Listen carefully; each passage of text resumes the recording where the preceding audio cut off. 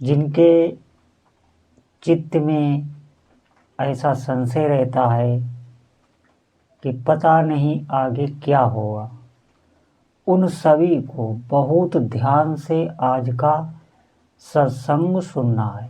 बहुत ध्यान से आप सुने।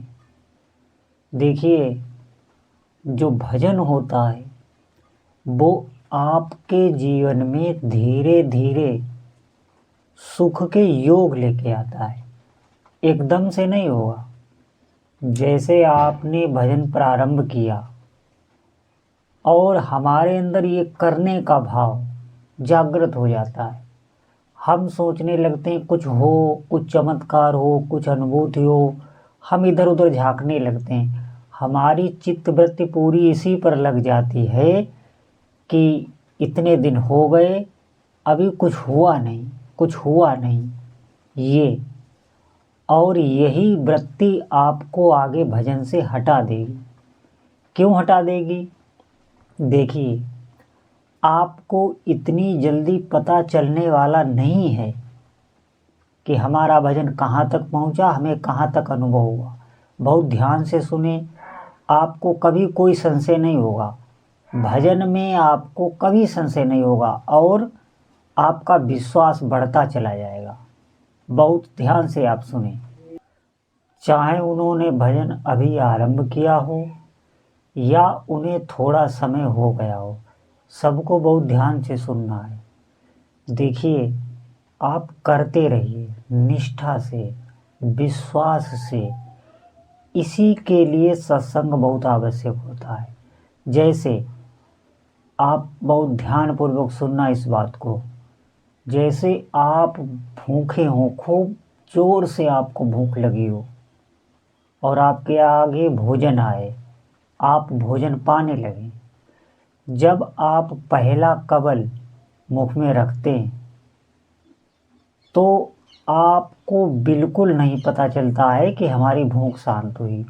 दूसरा कबल आपने रखा, आपकी भूख शांत नहीं हुई। तीसरा कबल आपने रखा, आपकी भूख शांत नहीं हुई। ध्यान से सुनना। कभी भी आप भोजन करने बैठना, जब आपको तेज भूख लगी हो तो ये अनुभव करना जो मैं बता रहा हूँ।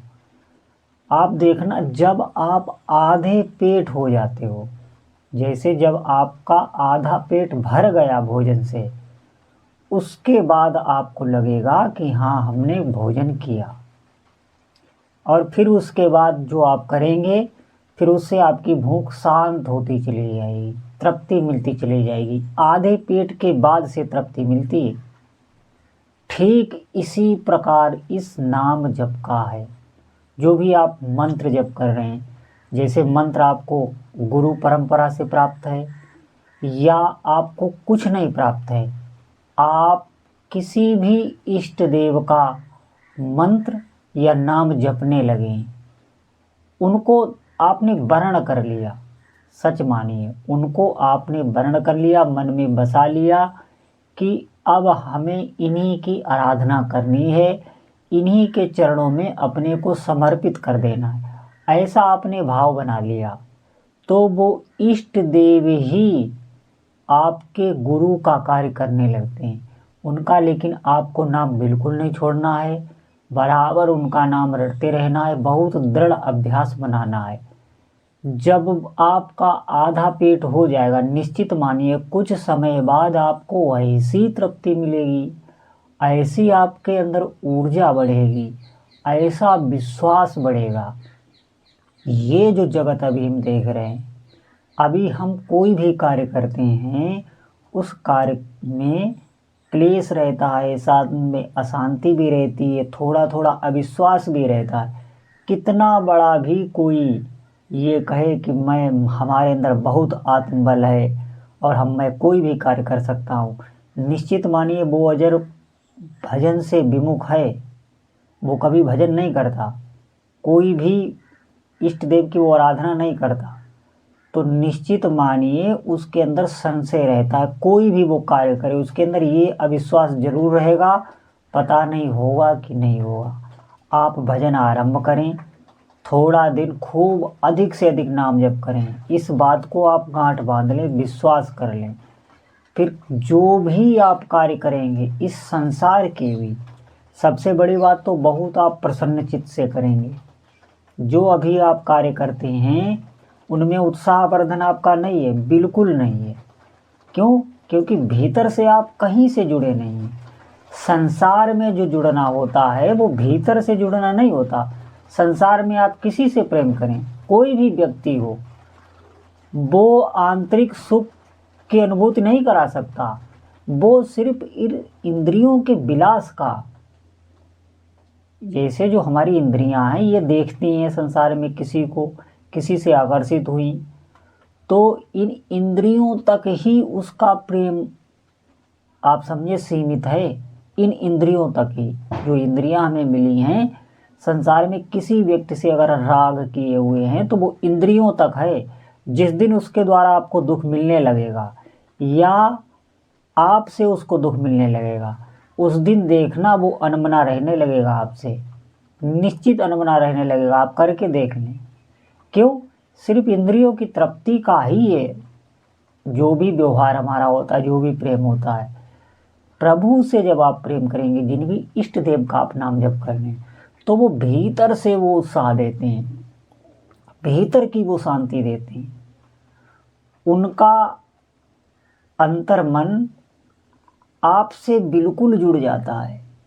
पहली बात तो प्रभु का अंतर्मन होता नहीं, उनमें मन नहीं होता है, वो आत्म स्वरूप होते हैं। लेकिन यहाँ कहने के लिए, आपको समझाने के लिए कहा गया है कि उनका मन और आपका मन एक हो जाता है, और वो कभी भी ऐसा नहीं चाहेंगे कि आपका आत्मबल कमज़ोर हो।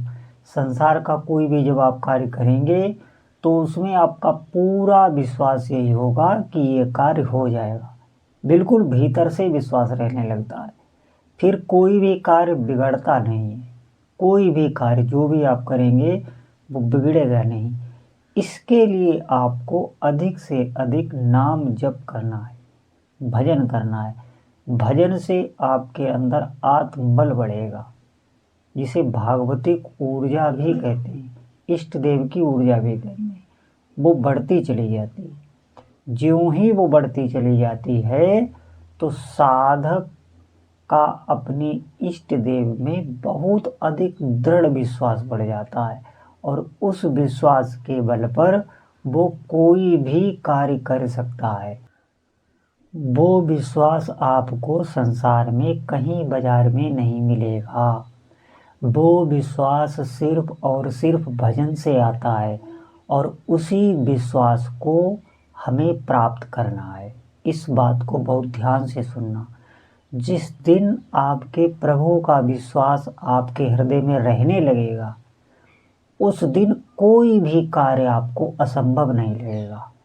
आप एक विशेष ऊर्जा से भरे रहेंगे। जितने भी लोग आपके जानकारी में, आपके व्यवहार में हैं, जिनके आप आसपास रहते हैं, जो भी आपका कार्य क्षेत्र है, वो सभी लोग आपसे प्रभावित होने लगे, सिर्फ आपके विश्वास के दम से। क्यों?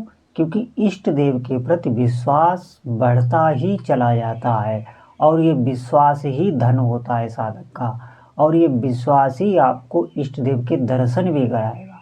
क्योंकि भगवान जो भी आपके इष्ट देव हों, वो सिर्फ एक ही बात करते हैं, वो कभी भक्त का जो विश्वास होता है उसे नहीं तोड़ते। और कुछ भी आपके साथ करें या ना करें, लेकिन कभी आपके विश्वास को नहीं तोड़ेंगे। इसीलिए उनकी इतनी गाथाएं ग्रंथों में गाई गई। इतने ग्रंथ हैं अपने सनातन धर्म में, प्रभु की महिमा ही सब में वर्णित है। वो महिमा इसीलिए गाई गई है कि वो कभी भक्त का विश्वास नहीं तोड़ते, और वो ये भी नहीं देखते कि ये भक्त कैसा है, पहले ये कितना पापाचारी रहा, कितना ये विषयी रहा, अभी ये संसार में कितना माया मोह, अभी ये कितना माया मोह में ग्रसित है, कितना ये आसक्त किए हुए संसार से। ये कुछ भी प्रभु नहीं देखते, कुछ भी। वो सिर्फ देखते हैं आपके भीतर का विश्वास। आपने विश्वास कर लिया है कि मैं प्रभु का नाम जप करूँगा, निश्चित मेरा सब कुछ अब अच्छा ही अच्छा होगा, अब मेरा कुछ भी अमंगल नहीं हो सकता और प्रभु मेरे साथ हैं। ऐसा आपने विश्वास कर लिया तो निश्चित मानिए वो आपके साथ हैं, कभी भी आपका साथ नहीं छोड़ेंगे। भक्त के विश्वास को ही प्रभु देखते हैं और ये विश्वास हमारा बढ़ेगा तभी जितना अधिक आप भगवान नाम जप करें, कैसे भी आपका मन लगे। मैं कई बार आपको बता चुका हूँ, कई वीडियो के माध्यम से मैंने बताया है, चाहे नाम लेखन हो, चाहे आप बैठ के आसन से करें, चाहे आप बाचिक चलते फिरते बोल बोल के करें, कुछ भी नहीं आता तो आप नाम संकीर्तन करें, गा बजा के करें। अधिक से अधिक अभ्यास बनाएं, अधिक से अधिक अभ्यास बनाएं। जितना आप जप करेंगे उतना अधिक ही आपको लाभ मिलने लगेगा। इसीलिए सभी भक्तों से प्रार्थना है, आज से ही लग जाए, दृढ़ व्रत करके लग जाए। किसी की कोई बात ना सुने, कोई कुछ भी कहता रहे, आपको बिल्कुल नहीं मानना। इससे सरल साधना और कोई भी नहीं बता सकता। तो सभी भक्तों से प्रार्थना है, अधिक से अधिक भगवान के नाम का जप करें।